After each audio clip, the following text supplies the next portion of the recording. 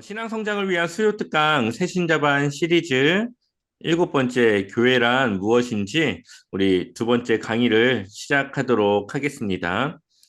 우리가 지난주 교회의 특성에 대해서 함께 나눴죠.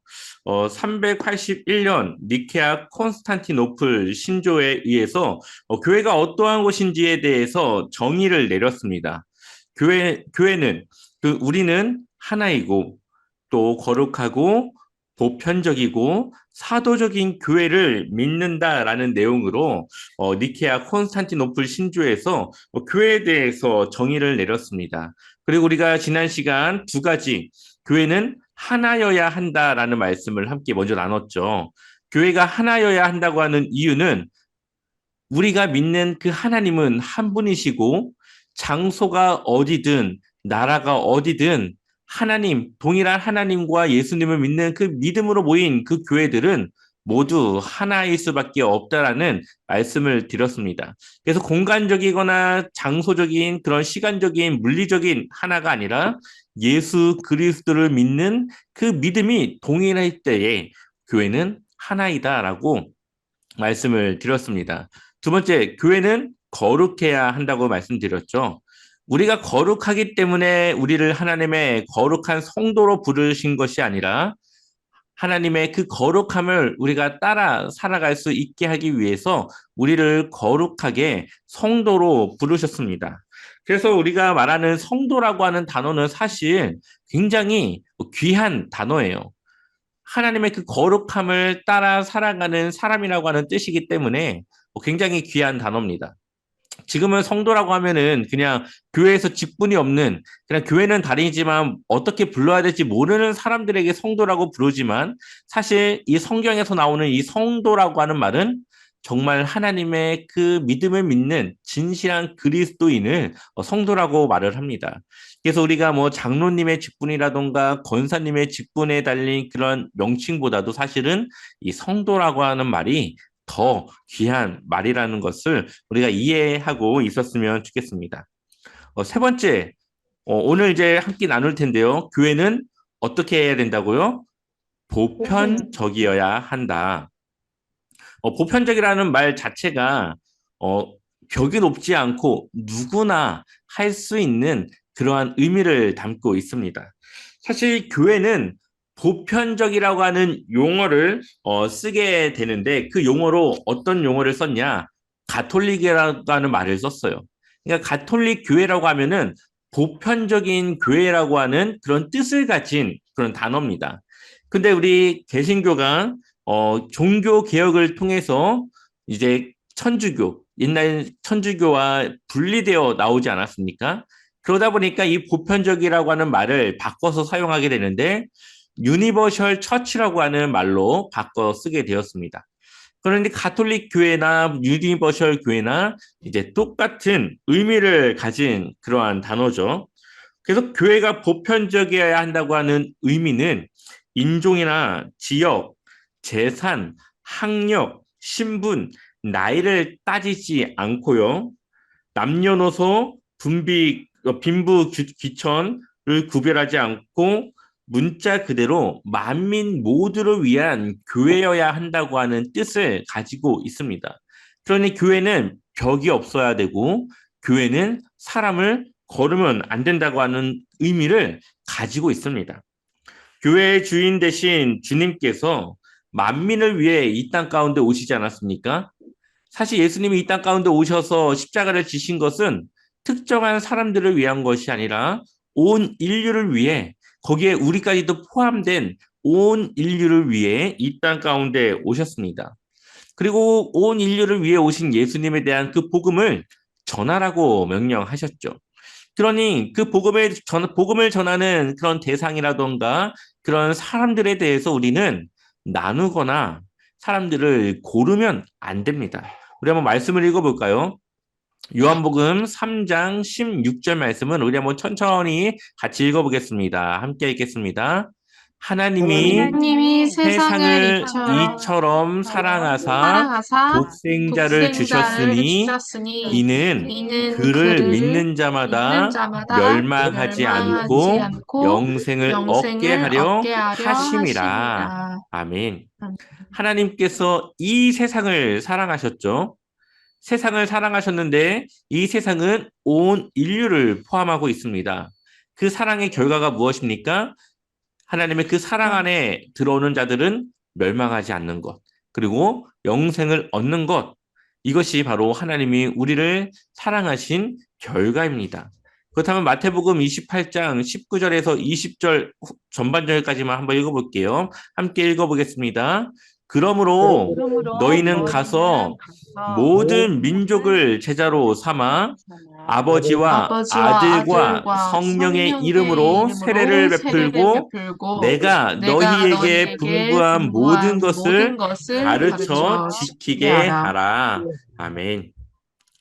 예수님께서 제자들에게 마지막 승천 전에 그들에게 명령하시는데 제자를 삼으라고 명령을 하십니다. 근데 제자의 조건이 무엇입니까? 모든 민족.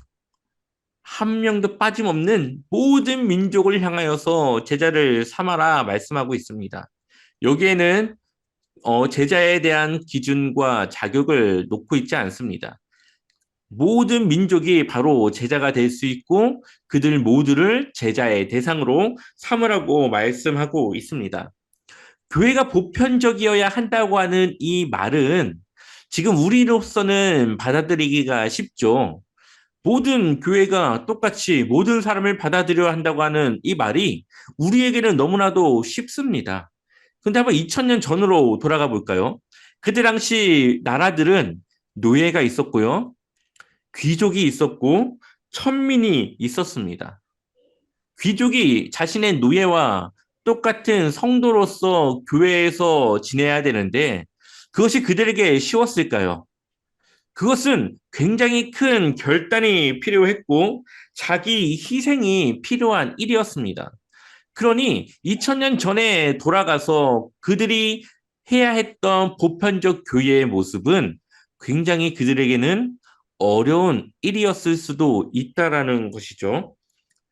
또한 최근에는 그런 것들이 많이 좋아지긴 했지만 미국을 보면은 백인들 전용 교회가 있고요.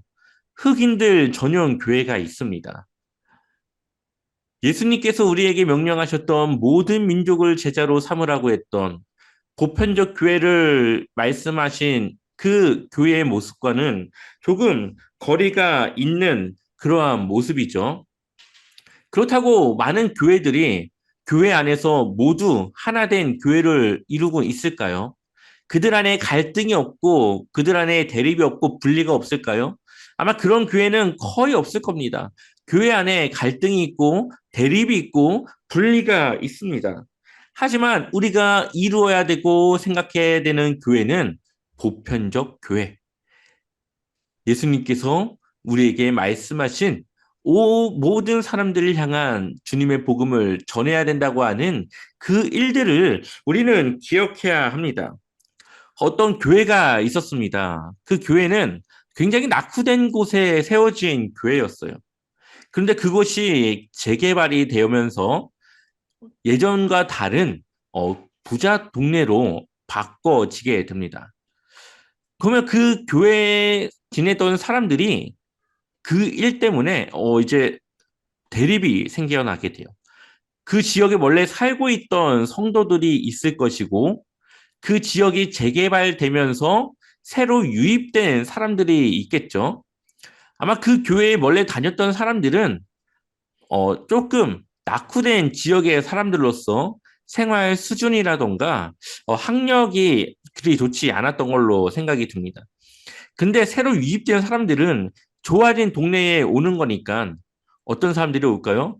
좀 잘 사는 사람들, 조금 학력이 좋은 그런 사람들이 오게 되었습니다. 그러다 보니까 교회 안에 갈등이 생겨나게 되는데 잘 사는 사람들과 못 사는 사람들, 학력이 좋은 사람들과 그렇지 못한 사람들이 대립하게 되고 갈등이 일어나게 되면서 그러한 것들에 대한 고민을 담고 있는 한 목사님의 이야기를 듣게 되었습니다. 교회 안에는 아마 이러한 갈등들이 심할 것 같습니다. 이때 우리가 봐야 될 것은 그렇다면 예수님의 제자는 어땠을까요? 예수님의 제자들도 다양한 사람들이 모여 있을 텐데요. 어, 제가 아는 동기 목사님 중에 성결신문에 기고를 내서 그 내용을 보니까 예수 그리스도의 공동체에 대한 내용을 담고 있었습니다. 여기에는 두 사람이 나와 있는데요. 한 사람은 마태, 한 사람은 시몬이었습니다.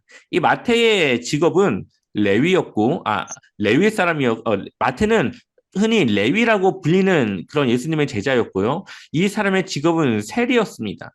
근데 세리는 두 종류의 세리가 있는데요. 한 종류는 조금 정직한 세리, 정직하게 세금을 걷어서 로마에 바치는 그런 세리가 있고요. 한 세리는 이제 좀 과도하게 세금을 걷어서 자신의 이익을 취하는 세리가 있었습니다. 근데 이 마태는 모케스라고 해가지고 자신의 이익을 취하고 과도한 세금을 거두는 사람에 속한 사람이었습니다. 그에 반해서 시몬이라고 하는 예수님의 제자는 열심당에 소속된 사람이에요. 이 셀롯이라고 일컫는 이 열심당에 속해 있는 이 시몬은 이러한 친로마적인 사람들을 테러하거나 혁명적인 일들을 일으키는, 그로 인해서 살인까지도 서슴지 않는 아주 그러한 극단적인 사람들이었습니다. 그런데 친로마 성향의 마태와 반대 로마 성향의 시몬이 예수님의 제자로서 한 공동체 안에 있었다라는 것이죠. 그리고 예수님은 이들에게 서로 사랑하라, 서로 형제라고 부르라고 말씀하십니다. 이것이 바로 예수님의 공동체고 예수님의 제자된 모습입니다. 일제 시대로 치면은 마태는 일본 앞잡이와 같은 사람이고요. 시몬은 독립운동가와 같은 그런 사람이었죠. 근데 이 두 사람에게 서로 사랑해라, 한 형제로서 서로를 대하라고 예수님은 말씀하십니다. 그리고 예수님의 그 복음과 예수님의 그 사랑 안에서 이들은 예수님의 제자로서 함께 동역하는 일들을 감당하게 됩니다. 여러분, 이 시대는 굉장한 갈등이 많은 시대입니다. 세대 간의 갈등, 남녀 간의 갈등, 정치적인 갈등, 지역적인 갈등이 심한 시대입니다. 이러한 것들은 고스란히 교회 안으로 들어오게 되고요. 교회 안에서도 이러한 문제에 대해서 고민하고 함께 해결해야 되는 문제들로 이제는 우리가 간과할 수 없는 그런 문제입니다. 그렇다고 우리가 어떻게 이 사람들을 내칠 수 있을까요? 그럴 수가 없겠죠. 이 사람 나하고 맞으니까, 이 사람 나하고 맞지 않으니까 그렇게 할 수 없습니다. 교회는 우리의 것이 아니라 예수님이 주인 대신 우리는 몸된 교회이기 때문에 그렇죠. 예수님께서 이 사마리아 여인을 만나게 되죠.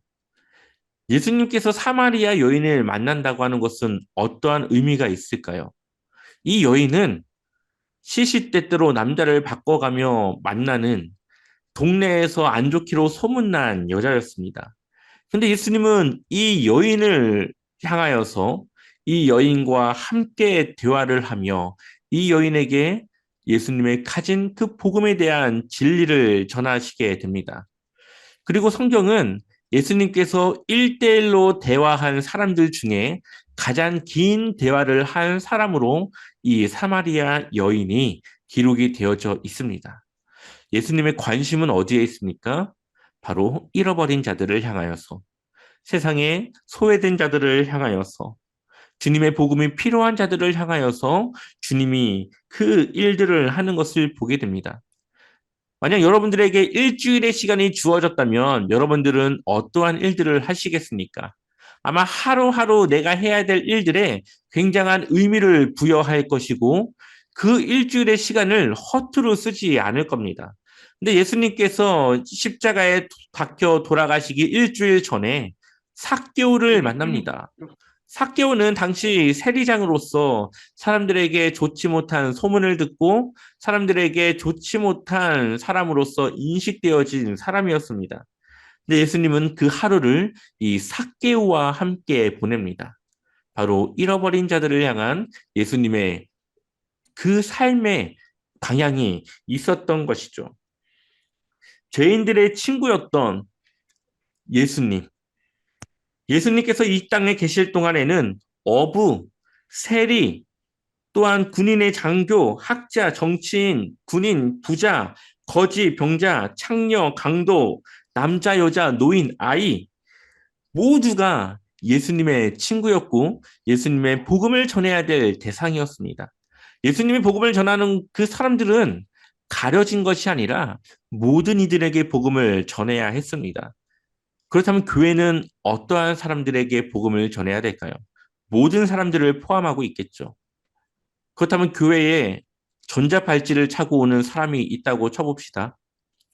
자신이 살인을 했다 고백하며 교회를 찾아온 사람이 있다고 생각해 봅시다. 어떻게 해야 될까요? 굉장히 고민이 되는 일이겠죠. 하지만 성경을 비추어서 생각했을 때에 우리는 그들을 받아줄 수 있어야 합니다. 우리는 그들에게 복음을 전할 수 있어야 되고 그들이 예수님의 사랑을 듣고 그 사랑 안에서 깨닫게 되도록 우리는 함께 기도하며 이끌어 주어야 합니다. 그것이 예수님이 하신 사역이었고 그 교회가 바로 주님이 주인 되신 교회의 모습이라는 거죠.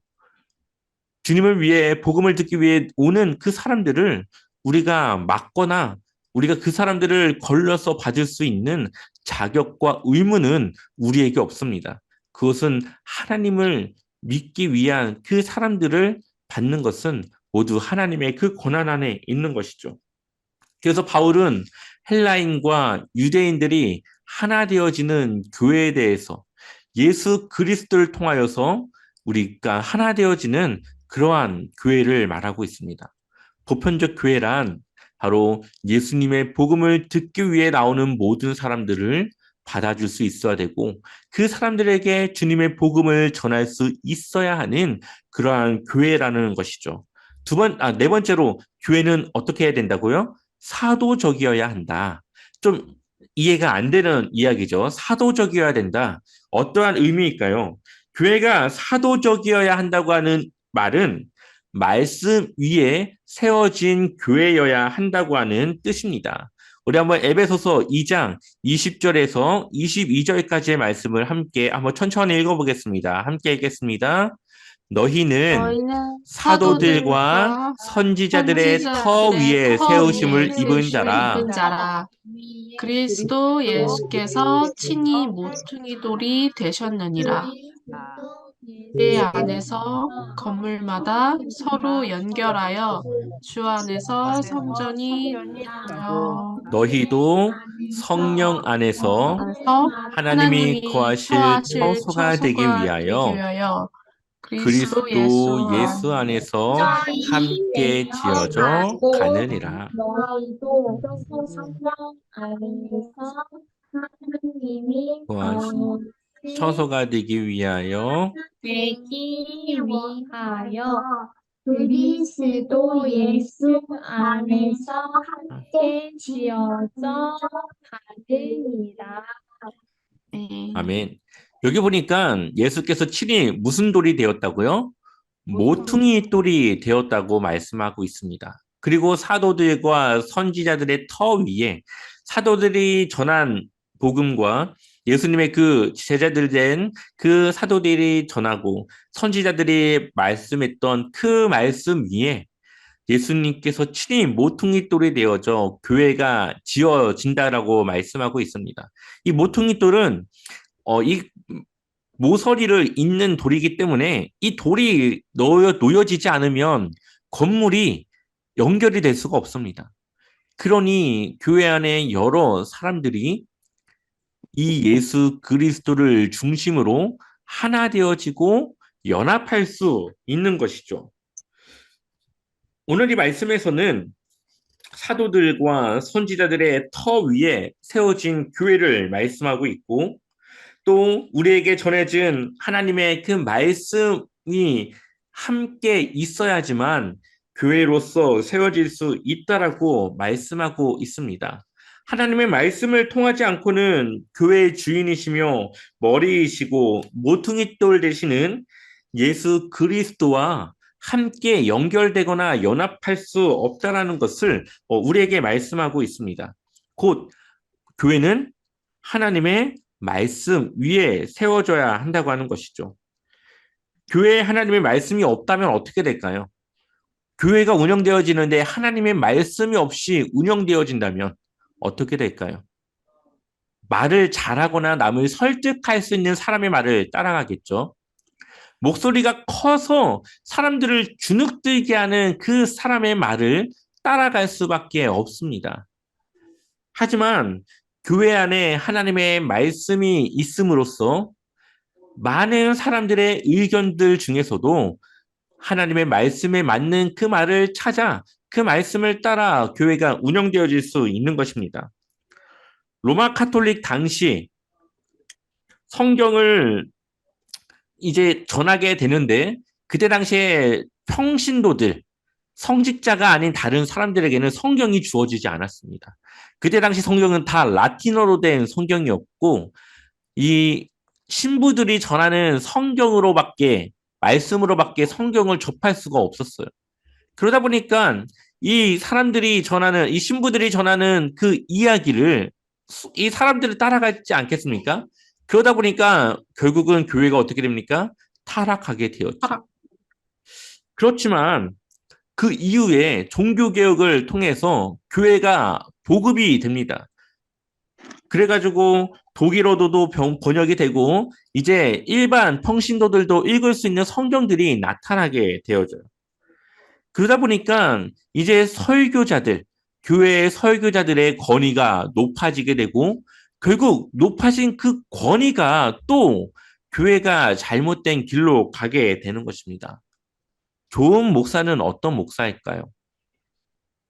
성격이 좋고 사람들을 배려하고 이해하는 것이 아니라 그것도 필요하겠지만 하나님의 말씀 위에 또 하나님의 말씀을 따라 교회를 이끌어 갈 수 있는 목회자가 필요하겠죠. 그런 목회자가 정말 좋은 목회자겠죠.